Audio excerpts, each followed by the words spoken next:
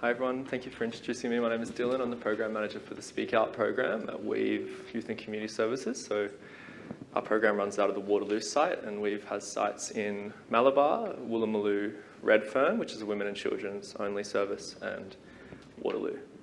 So Weave as an organisation has a number of small-ish targeted programs. Speak Out that I work in is co-occurring mental health and drug and alcohol use, supporting young people 12 to 28 years old. The other big team is the Creating Futures team, it's a post-release support program, so it primarily works with young people between 10 and 30 years old post-release, so coming out of incarceration, or also targeting recidivism and supporting young people that are interacting with the justice system. And we have the Women and Children's Centre, we have a tutoring program, we've got a driving program, we've got a number of other programs, but yeah, lots of small little targeted offerings. Thank you, Dylan. And Kellie? So I'm from Father Chris Riley's Youth Off the Streets, who is synonymous with helping young people. It's in the 30th year. It reaches far and wide. We have schools, we have drug and alcohol, which is where I'm from, which is called Dunlea. We have specialist interventions, we have assistance with legal concerns, we have refuges in Marrickville and also in Newtown.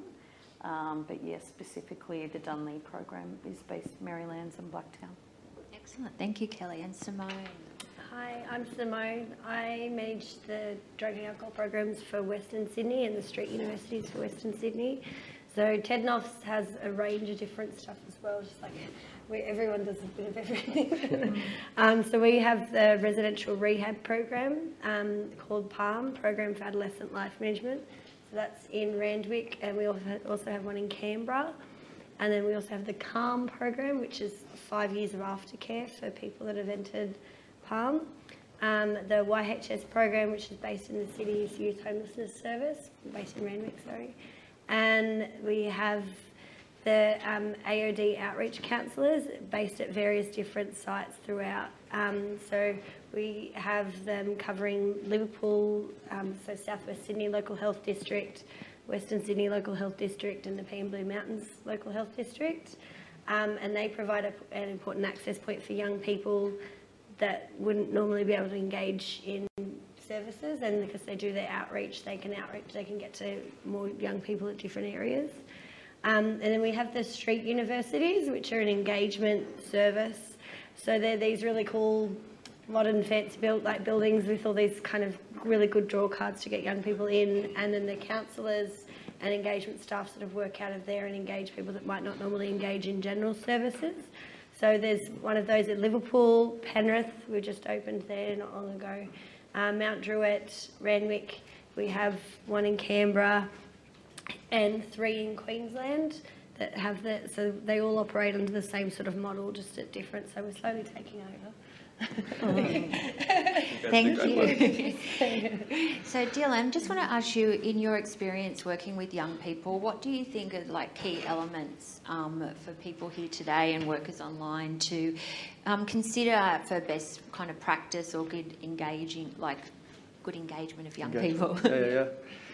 Yeah, I think at Weave, in particular in the Speak Out program that I'm here representing today, all the similar, I guess, pillars of best practice that we're all taught and that we all work within about being person-centred and client-led and strengths-based. But I think Weave also has a really genuine organisational commitment to the long-term, sort of deeper, transformative change and often intergenerational work.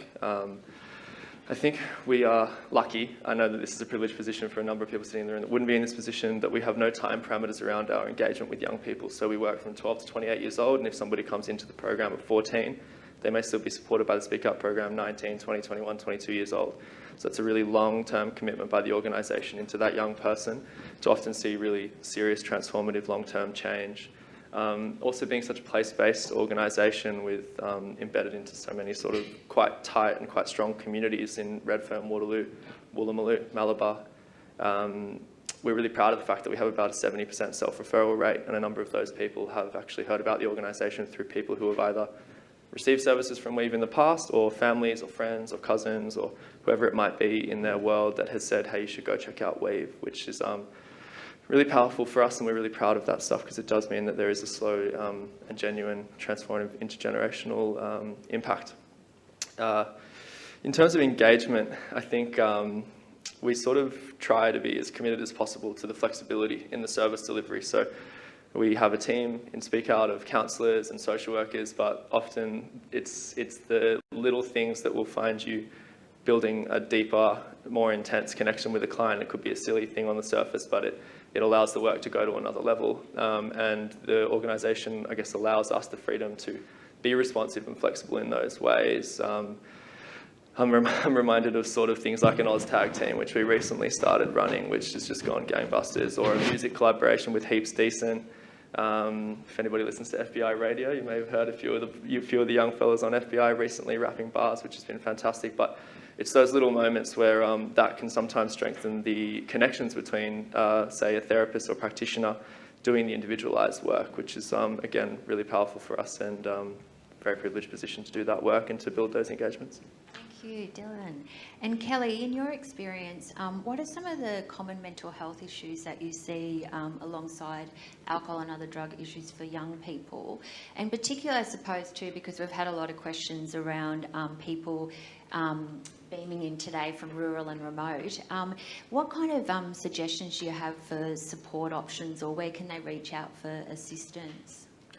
Yep, so definitely. So mental health concerns with young people that present can vary, but anxiety and depression is definite. There is always trauma, always. It's just the depth of how severe that trauma is to how we address it. I know that with engaging with them, they're entering your world, which can be scary, but you're also entering theirs. So you need to have a space and an awareness around those sorts of strategies to engage with them as well. Like, one of my young people can hold focus for maybe 6 minutes, and then we'll stop and she'll do a level on the PlayStation, or we'll have a game of ping pong and then we'll get back into it. So that really needs to be taken into consideration. Also, the language that you're using, I find, is a big one. And just forget about any sort of expectations around structure, because it really does just fall by the wayside with the young people. That's what works. And the second part, you were asking about services? Yeah, I suppose too, for our regional and rural, and I know it's hard for you all commenting on that being in Sydney, but where would someone could reach out to get support for a young person they're working with? Yeah, definitely. Someone that they're working with. Well, you would always like to think that the young person is going to reach out maybe at school, hopefully. So that would start with the school counsellor, or hopefully, normally in rural and remote areas, it's like a shared counsellor across a few different sites, but still. GP is always a good place in terms of major services. We are dotted around New South Wales, so we're up in Blue Haven, we've got one in Queensland, we're down south, we're all around, so we're happy to field any questions around where to go, where the best place would be. Thank you for that. And Simone, in your experience now, what would you say is probably the most common drug that young people are presenting with as an issue? And again, what do you kind of recommend as a first port of call, or the best practice for working with young people? Yeah, I can't comment from the whole of the foundation perspective, because the different programs have different areas and stuff. But the programs I specifically manage. So 60% of our clients are polysubstance users, so they're presenting to the service with more than one drug of concern. Cannabis is usually number one, followed by alcohol, and amphetamines are secondary. What we're getting more common as well is the use of benzodiazepines like Valium and Xanax and stuff like that. That's coming up a fair bit in our residential services as well. That's in the Western Sydney end. In the Liverpool end, alcohol is more prominent than the cannabis use, which is, but that's that quarter that can change as well. So Yeah, and then we're actually getting more an increase in that and in cocaine use just recently. Like that's always kind of there as a secondary, but that's so I think it just the drug trends kind of peak and trough, and then as well if we're seeing clients, then sometimes they'll want to bring their friends in, so then that kind of skews the, you know what I mean, like skews the primary drug if you're getting everyone from the one group using one thing coming in. So the second question about engaging young people, I think the first sort of thing we do when we engage, we do we do an assessment with the young person. The key thing is around that building of the rapport and giving them education and information. Sometimes what I've learnt is that like not to assume that because the young person's using this drug that they know everything about said drug. So a really good way of starting to engage them is just having that discussion around the drug and that sort of stuff, and providing that information and giving them some information around remaining safe and working from a harm minimisation perspective rather than, you know, drugs are bad because everyone else in their life is probably telling them that already. Yeah,